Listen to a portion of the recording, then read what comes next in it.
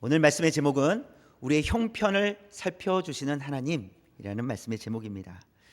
제가 초등학교 다닐 때 소풍이나 또는 어린이날이 되면 제가 살았던 곳이 어린이 대공원이 건대가 있었던 그쪽에 제가 그쪽에 살았었는데, 어린이날이 되면 소풍이나 어린이날이 되면 어린이 대공원에 참 많이 갔었습니다.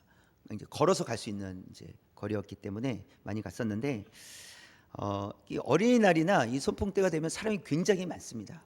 네, 굉장히 많아요. 그래서 이게 동물을 구경할 수 있는 동물원 쪽이 있고 놀이동산 쪽이 있잖아요.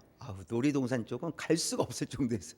너무 사람이 많아가지고, 또 뭐 놀이기구를 하나 타더라도 시간이 너무 오래 걸리는 거죠. 너무 복잡하고 그럴 정도로 이제 무슨 날이 되면 굉장히 사람들이 많이 있었습니다.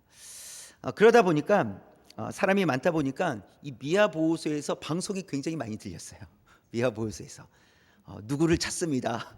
누구를 보시면은 위에 옷은 무슨 검정색에 바지는 뭐 파란색을 입은 뭐 몇 살 아이 뭐 이렇게 해갖고 찾기도 하고, 또 어떤 방송은 아이를 보호하고 있습니다. 이름은 뭡니다. 어디에 사는 누구입니다. 부모님은 찾아오시기 바랍니다. 이런 방송이 계속 있었어요. 근데 요즘은 들리지 않더라고요. 요즘은 이제 핸드폰도 있고 이제 연락하는 게 쉬워졌잖아요. 근데 예전에는 뭐 핸드폰을 갖고 다니는 게 아니기 때문에 한번 잃어버리면 어떻게 연락을 받아요, 그렇죠? 예전에는 정말 사람이 많았기 때문에 또 그러기도 했지만, 또 이제 그런 핸드폰 같은 것이 없었기 때문에 또 힘들었죠. 여러분, 부모의 입장으로서 어떤 자녀들은 좀 걱정이 안 됩니다. 잃어버릴 것이 걱정이 안 되는 자녀들이 있는 반면에, 어떤 자녀들은 쟤 잃어버리면 어떡하지? 이런 자녀들이 있어요. 그래서 어떤 자녀들은 꼭 붙어 있고 막 혼자 다니지 않고 이렇게 하는 자녀들이 있는 반면에, 아이가 있는 반면에, 어떤 아이는 지 마음대로 다니는 그냥 잠시 다른 데 보고 있는데 애가 없어졌어요. 뭐 이런 경우들도 있죠. 여러분, 누구를 더 이렇게 지켜보게 되겠습니까? 아무래도 이렇게 금방 사라져버리는 걱정이 되는 아이를 지켜보게 되겠죠. 여러분, 지켜본다는 것은 그 사람의 상황 또는 형편을 살핀다, 이런 의미가 있습니다. 그래서 지켜보는 거예요. 그 사람의 상황도 알고 형편을 알기 때문에 뭐 하는 거예요? 지켜보는 거예요. 이 아이를 쉽게 잃어버릴 수도 있기 때문에, 그리고 부모 곁에 항상 있어야 되는데 애가 겁이 없어가지고 막 가고 싶은 대로 간다면 이 아이를 지켜봐야 돼요. 이 아이의 형편, 이 아이의 상황을 알고 있기 때문에 더 지켜볼 수밖에 없습니다. 여러분, 하나님께서도 우리를 지켜보고 계시는 줄 믿습니다. 하나님께서 우리를 지켜보고 계세요. 그래서 우리를 지켜보시면서 우리의 상황과 형편을 살펴주시는 줄 믿습니다. 하나님께서는 이스라엘의 형편을 살펴주셨어요. 그래서 망했잖아요. 망했는데 그 이후에 70년 이후에 1차 포로 귀환자들이 돌아와서 성전을 완공을 합니다. 하나님께서 보호해 주신 거예요. 하나님께서 그들의 형편을 살펴주신 거예요. 또 그 다음에 또 2차 포로 귀환자들이 돌아와서 이제 말씀으로 세워가게 되는데, 이것은 하나님께서 이스라엘 백성들을 계속해서 살펴주시기 때문이라는 것입니다. 그렇다면 오늘 말씀을 통해서 하나님께서 어떻게 살펴주시는 것인가를 오늘 말씀을 통해서 두 가지를 살펴보도록 하겠습니다. 우리 첫 번째 볼까요? 시작. 개인의 형편을 살펴주십니다. 하나님께서는 우리 개인의 형편을 살펴주십니다. 에스라는 2차 포로 귀환 리더였어요. 그는 학자 겸 제사장, 이렇게 소개를 하고 있습니다. 이 에스라는 학자로서 탁월한 사람이었어요. 이제 모세 오경을 회복시킨 사람이라고 할 수 있어요. 율법을 회복시킨 사람이라고 할 수 있습니다. 그래서 탁월한 학자입니다. 자, 그러나 에스라는 힘은 없었어요. 그러니까 이 포로에서 돌아오려면 힘이 있어야 될 거 아닙니까? 힘을 가지고 있어야지 사람들을 이끌고 올 거 아니에요? 근데 그만한 힘은 에스라에게는 없었습니다. 그러나 에스라에게 무엇이 있었냐면 비전이 있었어요. 하나님의 꿈을 꾸고 있었어요. 그렇기 때문에 우리가 지난주에 살펴봤던 내용인데 10절 말씀 볼까요? 10절 시작. 에스라가 여호와의 율법을 연구하여 준행하며 율례와 규례를 이스라엘에게 가르치기로 결심하였었더라. 네, 에스라가 하나님의 말씀을 열심히 연구하겠다고 결심을 했어요. 왜요? 내가 준행해야지, 내가 말씀대로 살아야지. 이게 첫 번째였고, 그다음 두 번째가 무엇이었어요? 백성들에게 가르치고 백성들도 그 말씀대로 살아갈 수 있도록 도와야 되겠다, 이것을 결심했다 했어요. 이것이 바로 에스라가 품은 비전이에요. 하나님의 비전을 품었습니다. 그래서 이 에스라가 이 백성들을 위해서 그렇게 하겠다고 결심했을 때 하나님께서는 에스라의 결심을 사용하시기로 결정을 하셨어요. 그래서 에스라는 힘이 없었지만 비전이 있었기 때문에 하나님께서는 힘은 하나님께서 책임지시고 비전을 가지고 계속해서 갈 수 있도록 하나님께서 인도해 주셨다라는 사실입니다. 1차 포로 귀환할 때에도 하나님께서 바사왕 고레스를 사용하셨거든요. 바사왕 고레스, 돌아가도 좋다, 이 고레스 왕을 사용하셨는데 2차 포로 귀환 때에도 바사왕 아닥사스다라는 왕을 사용을 하십니다. 그래서 아닥사스다 왕을 통해서 2차 포로 귀환이 이루어지는데 12절 13절에 있는 말씀 볼까요? 시작. 모든 왕의 왕 아닥사스다는 하늘의 하나님의 율법의 완전한 학자 겸 제사장 에스라에게 조서를 내리노니 우리나라에 있는 이스라엘 백성과 그들 제사장들과 레위 사람들 중에 예루살렘으로 올라갈 뜻이 있는 자는 누구든지 너와 함께 갈지어다. 지금 이 아닥사스다 왕이 이제 조서를, 명령을 내린 거예요. 그래서 에스라에게 에스라뿐만 아니라 가고 싶은 사람들 다 모집해서 돌아가도 좋다라고 그렇게 허락을 해줍니다. 에스라에게는 이렇게 명령할 수 있는 힘이 없었단 말이죠. 그런데 하나님께서 아닥사스다, 이 바사왕 아닥사스다를 사용하셔서 힘을, 그러니까 에스라에게 없는 힘을 아닥사스다를 통해서 하나님께서 힘을 주셔서 이 일을 예루살렘에 돌아갈 수 있도록 또 비전을 이룰 수 있도록 인도해 주셨다는 것을 보여줍니다.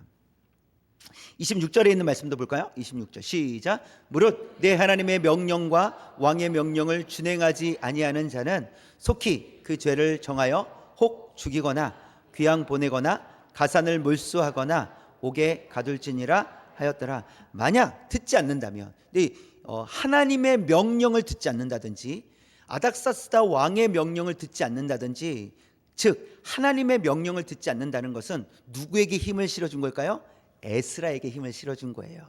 말씀대로 가르치는 에스라. 그래서 즉 그 말씀의 명령, 하나님이 주신 명령을 지키지 않는 자들, 준행하지 않는 자들이라든지, 아닥사스다 왕을 명령을 듣지 않는 자들은 다 어떻게 한다고요? 죽이거나 귀양 보내거나 가산을 몰수하거나 옥에 가두겠다라고 딱 명령을 내립니다. 이젠 에스라가 굳이 내 말을 들어주십시오, 어떻게 해주십시오 할 필요가 없는 거예요.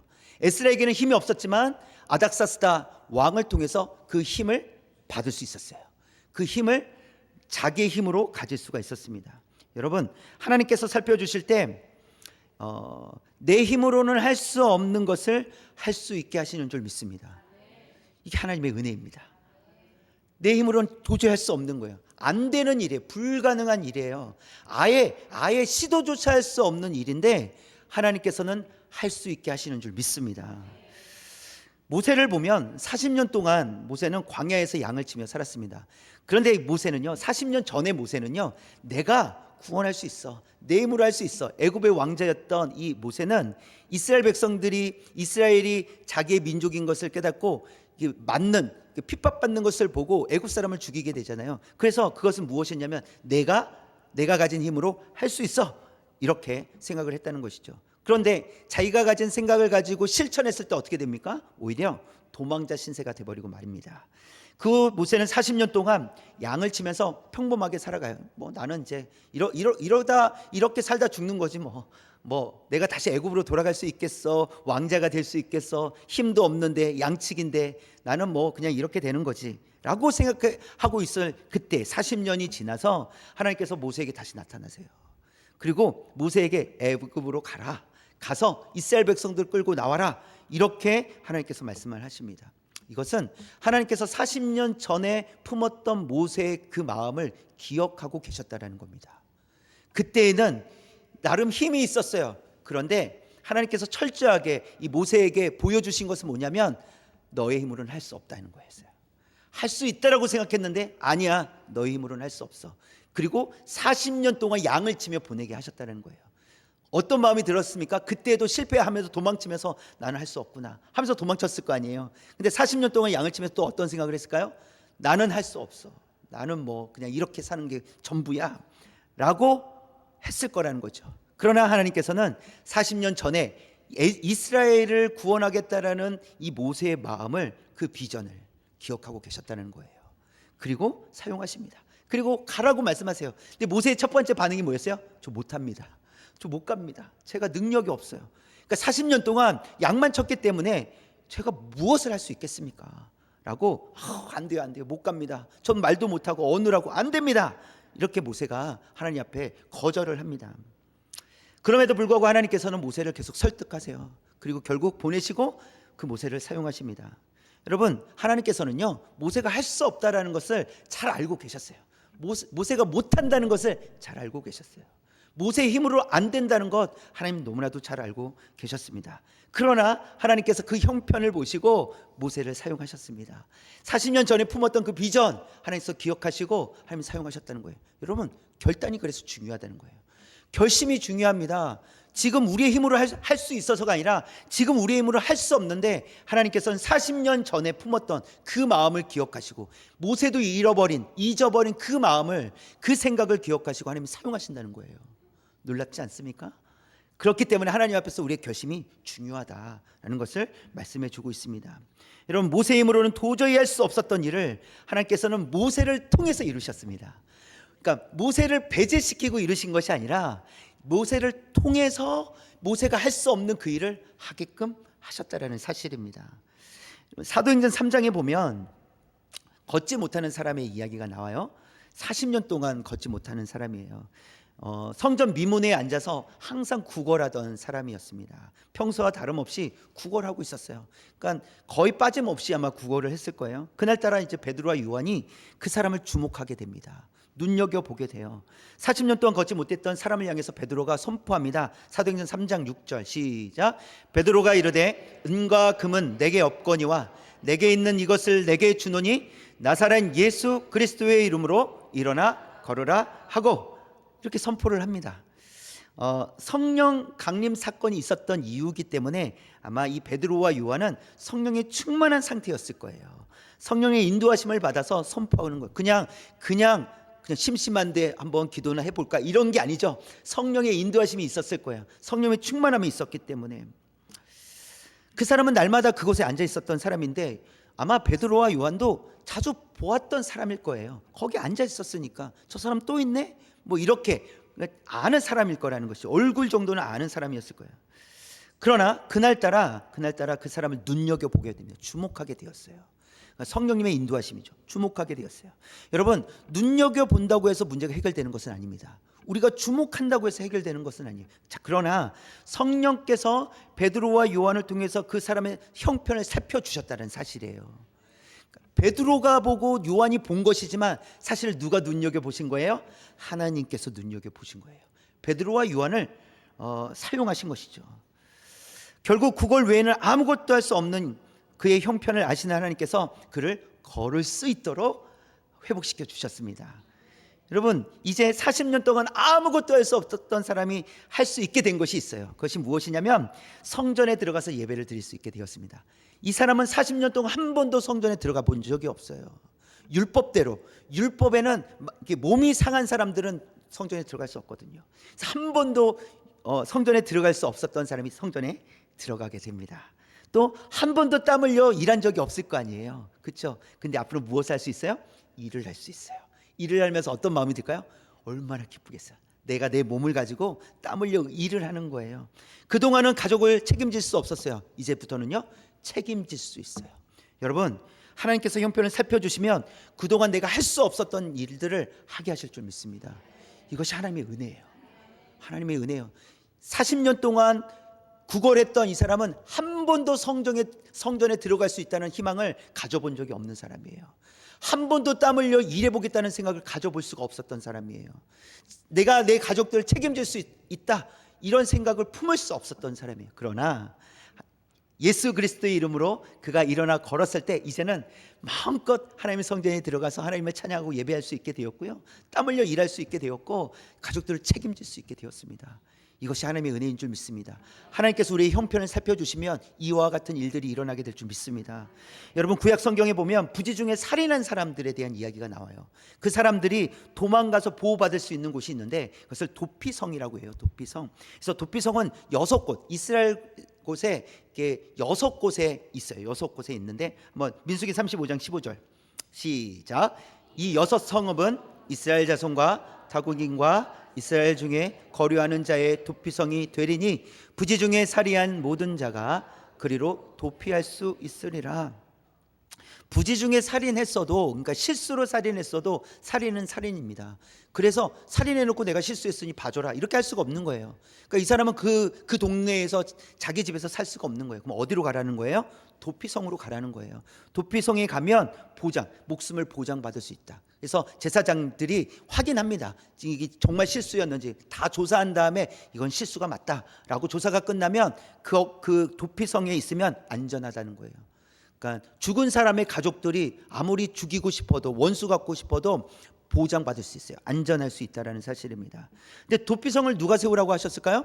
하나님께서 세우라고 하신 거예요. 도피성은 하나님께서 명령하여 세운 곳입니다. 즉 하나님께서는 공의의 하나님으로서 반드시 죄를 물으시지만 또 하나님은 사랑의 하나님이시기 때문에 우리의 살 길을 열어주신다는 사실입니다. 실수한 사람의 형편을 살펴주시는 하나님이심을 볼 수가 있습니다. 여러분, 만약 죄인은 다 심판받게 된다 그러면 이 땅에 살아가는 모든 사람들은 다 심판받게 되어 있습니다. 저와 여러분도 마찬가지예요. 그냥 죄인은 다 심판받는다 그러면 저와 여러분도 심판받을 수밖에 없습니다. 그러나 하나님은 사랑의 하나님이시기 때문에 우리가 죄인이지만 그 죄로부터 벗어날 수 있도록 길을 열어주셨다는 거예요. 살 길을 열어주셨다는 것입니다. 우리의 살 길은 누구십니까? 바로 예수 그리스도이십니다. 아멘.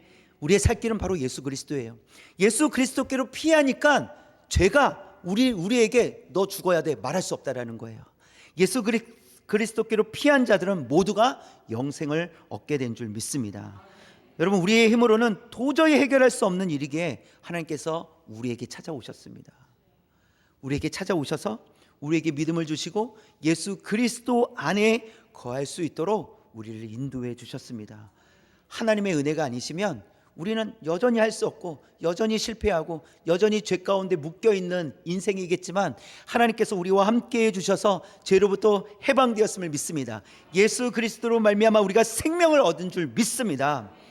오늘 말씀 속에서 하나님께서는 이 에스라의 형편을 살펴주셨습니다. 이 개인의 형편을 살펴주셨죠. 에스라는 비전은 있었지만 힘이 없었잖아요. 근데 그 힘을 누구를 통해서 공급해 주셨습니까? 바사왕을 통해서, 아닥사스다를 통해서 그 힘을 공급해 주셨습니다. 하나님은 공급해 주십니다. 우리의 필요를 채워주시는 줄 믿습니다. 그래서 에스라의 형편을 살펴주신 하나님께서 우리의 형편도 살펴주실 줄 믿습니다. 여러분, 40년 동안 아무것도 할 수 없었던 모세처럼, 또 40년 동안 걷지 못했던 그 사람처럼 우리도 아무것도 할 수 없다고 느껴질 때가 있을 수 있겠습니다. 우리도 아무것도 할 수 없습니다. 어떻게 해야 될지 모르겠습니다. 그러나 우리가 그러한 상황 가운데서도 하나님께서 우리의 형편을 살펴주시면 우리가 할 수 있게 될 줄 믿습니다. 우리 다시 일어서게 될 줄 믿습니다. 그런 하나님의 은혜를 사모하며 또 살아갈 수 있는 우리 모든 성도님들 되시기를 주님의 이름으로 축원합니다. 두 번째, 시작. 공동체의 형편을 살펴주십니다. 개인의 형편만 살펴주시는 것이 아니라 공동체의 형편도 살펴주신다 말씀하십니다. 14절에 있는 말씀 시작. 너는 내 손에 있는 내 하나님의 율법을 따라 유다와 예루살렘의 형편을 살피기 위하여 왕과 7 자문관의 보냄을 받았으니, 지금 이제 에스라가 보냄을 받았는데요, 하나님의 율법을 따라 유다와 예루살렘의 무엇을요? 형편을 살피기 위하여라고 했어요. 유다와 예루살렘에 있는 이 이스라엘 백성들이 하나님의 말씀을 따라 살아가고 있는지 살피라는 거예요. 잘 살피라는 것이죠. 그리고 필요한 것을 가르치고 그들을 깨닫게 해야 된다라는 것을 말씀하고 있습니다. 이것은 아닥사스다 왕을 통해서 명령한 것입니다. 그런데 사실은 하나님께서 이스라엘 백성들을 말씀으로 바르게 세우시려는 계획이었다는 사실입니다. 하나님의 계획이에요. 근데 하나님의 계획을 누구를 통해서 이루어 가시는 거예요? 누구의 입을 통해서 이루어 가시는 거예요? 바사왕 아닥사스다 왕을 통해서 이루어 가시는 거예요. 이것은 하나님의 계획입니다. 하나님께서 이스라엘 백성들을 회복시켜 주시기 위한 하나님의 계획이었다는 것을 볼 수 있습니다. 뿐만 아니라 14절에서 24절까지 말씀을 보면 이 백성들에게, 이스라엘 백성들에게 필요한 것을 공급하라, 그들의 필요한 것 다 공급해라, 이렇게 아닥사스다 왕이 명령을 내립니다. 그들, 이 이스라엘 백성들에게 필요한 것, 짐승과 금과 은과 밀과 포도주와 기름과 소금 등등 다 필요한 것을 다 제공해라, 도와줘라, 이렇게 이제 명령을 내립니다. 여러분 1차 포로 귀환할 때도요, 온 땅의 주인이신 하나님께서 이 바사 왕에게 있는 것을 가지고 다 필요를 공급해 주지 않았습니까? 마찬가지로 2차 포로 귀환에서도 하나님께서 필요한 것을 다 공급해 주시고 계시다는 것을 보여줍니다. 그래서 하나님께서는 개인을 살펴주실 뿐만 아니라 공동체를 살피신다. 하나님은 한 사람만 잘되게 하시는 것이 아니라 사실은 이 한 사람을 통해서 또 이 한 사람이 속해 있는 이 공동체까지도 하나님 보고 계신다, 살펴주신다라고 말씀하십니다. 여러분 예수님의 제자들이 풍랑을 만났을 때가 있었어요. 그때 그들은 겁을 먹었어요. 이러다 죽는 거 아닌가, 이런 풍랑이 어떻게 일어날 수 있어 할 정도로 큰 풍랑이었어요. 근데 예수님께서 주무시고 계시는 거죠. 그러니까 이 제자들이 막 아우성해서 어떻게 주무실 수 있냐, 우리 죽게 되었습니다 라고 했을 때 예수님이 일어나셔서 어떻게 하셨습니까? 바다야 잠잠하라 한마디 하시니까 바다가 잠잠해졌습니다. 예수님은 제자들의 상황을 살펴주십니다. 제자들, 이 제자 공동체를 예수님께서 살펴주신다는 거예요. 포기하지 않으신다라는 것을 말씀하시고 계시죠. 또 한 번은 제자들이 5천 명이 넘는 사람들에게 예수님께서 먹을 것을 주어라 라고 했을 때 우리가 가진 것은요, 물고기 2마리, 보리떡 5 개밖에 없습니다. 어떻게 먹일 수 있겠습니까? 라고 했을 때 예수님께서 축사사 떼어서 제자들의 손에 넘겨줬을 때 제자들 5천 명을 죽어도 12바구니에 남겼다, 이렇게 말씀하시죠. 예수님은 5천 명을 책임지십니다. 5천 명뿐만이 아니죠. 그곳에 모였던 5천 명 이상의 사람들을 책임져 주셨다는 거예요. 그냥 제자들에게만 은혜를 베풀어 주신 것이 아니라 그 제자들의 손을 통해서 5천 명이 넘는 사람들에게 음식을 제공하셨어요. 하나님께서 살펴주신다는 거죠. 예수님께서 살펴주신다는 것입니다. 예수님께서 십자가에서 죽으신 이후에 제자들은 무엇을 해야 될지 아직 그 길을 잡지 못했어요. 내가 어떻게 살아야 되지? 우리 무엇을 해야 되지? 예수님은 살아나시긴 하셨는데 가끔 나타나시긴 하시는데 내가 무엇을 해야 될지 모르겠어, 이런 상황이었어요. 그래서 제자들은 고향으로 돌아가서 그냥 빈둥거리면서 좀 기다리고 있었어요. 고기나 잡으러 가볼까? 뭐 이러면서 그냥 이렇게 이제 시간을 보내고 있었죠. 근데 예수님께서 성령을 기다리라 이렇게 말씀하세요. 그리고 성령께서 강력하게 임재하셨고 그 이후에 제자들이 어떻게 됐습니까? 복음을 들고 힘있게 전하기 시작을 했습니다. 그로 인해서 많은 사람들이 예수님을 믿게 되었습니다. 여러분 12명의 제자들로 시작을 해서 복음이 예루살렘과 온 유대와 사마리아 지역과 열방에까지 흘러가게 된 줄 믿습니다. 이것이 하나님께서 단순히 제자들만 책임지신다는 것이 아니에요. 제자들을 통해서 흘러가게 될 복음, 그 복음을 듣는 그 무리들, 그 많은 사람들, 그 공동체를 예수님께서 책임져 주신다는 것을 말씀하십니다. 또 요수아를 보면 요수아에게 모세가 죽은 이후에 하나님께서 요수아에게 자로나 우로나 치우치지 마라, 두려워하고 있는 요수아에게 내가 너를 사용하겠다, 내가 너와 함께하겠다, 이렇게 말씀하세요. 자, 그런데 요수아만 함께하신 것이 아니라 요수아를 통해서 무엇을 이루셨습니까? 이스라엘 백성들을 이끌고 가나안 땅에 들어가게 하셨잖아요. 즉 개인만 살펴주신 것이 아니라 개인도 살펴주셨고 공동체도 살펴주셨다라는 사실입니다. 사도행전에 보면 로마의 군사 100명을 거느린 백부장의 이야기가 나오는데 고넬료라는 사람의 이야기입니다. 이 고넬료는 베드로를 초청해요. 베드로를 초청한 이후에 친척과 가까운 친구들을 집에 모아서 기다립니다. 볼까요? 사도행전 10장 24절 시작. 이튿날 가이사랴에 들어가니 고넬료가 그의 친척과 가까운 친구들을 모아 기다리더니 고넬료라는 한 사람을 통해서요, 가족들, 친척들, 친구들까지 하나님의 은혜를 경험하게 됩니다. 성령의 임재하심을 경험하게 돼요. 한 사람을 통해서, 그 한 사람에서 끝나는 것이 아니라 그 한 사람을 통해서 가족들, 친구들에게까지 그 은혜가 흘러갈 수 있도록 하나님께서 살피신다는 사실입니다. 하나님께서 저와 여러분을 통해서 우리의 가족들, 친척들, 친구들까지 하나님의 은혜를 경험하게 하실 줄 믿습니다. 우리를 그렇게 사용하여 주실 줄 믿습니다. 그래서 우리에게 베풀어 주신 은혜는 단순히 나 한 명을 위한 것이 아니라 가정과 교회와 또 학교와 친구들, 직장에 있는 동료들에게까지 그 은혜를 베풀어 주실 줄 믿습니다. 우리가 은혜를 사모해야 돼요. 우리가 은혜를 사모해야 됩니다. 우리가 은혜를 사모하고 그 은혜가 우리에게서 멈추는 것이 아니라 계속해서 흘러갈 수 있도록 하나님, 저를 살펴주신 것처럼 제가 속해 있는 공동체를 살펴주옵소서, 이렇게 기도하는 것입니다. 여러분 22절에 있는 말씀 볼까요? 시작. 은은 100달란트까지, 밀은 100고르까지, 포도주는 100밭까지, 기름도 100밭까지 하고 소금은 정량 없이 하라. 한 번 더 넘겨주시면, 네, 100달란트, 은 100달란트는 몇 킬로그램이에요? 3,400킬로그램이에요. 감이 잘 안 오시죠? 3,400g이 얼마나 무거운 거야? 여러분 몸무게 100kg 나가십니까? 100kg도 안 나가잖아요, 우리는. 그렇죠? 그런데 3,400kg이에요. 은이 엄청난 양이죠. 그리고 밀은 100고르까지 해서 23,000리터. 23,000리터면 어느 정도 커야 될까요? 감이 안 옵니다. 이게 감이 안 올 정도로 엄청난 양이죠. 포도주와 기름은 2,300리터. 그렇죠? 우리가 여기 마트에 가가지고 오늘 좀 시원한 사이다 한 잔 해야 되겠다 하면서 1.5리터짜리 하나 샀어요. 1.5리터. 근데 2,300리터란 말이에요.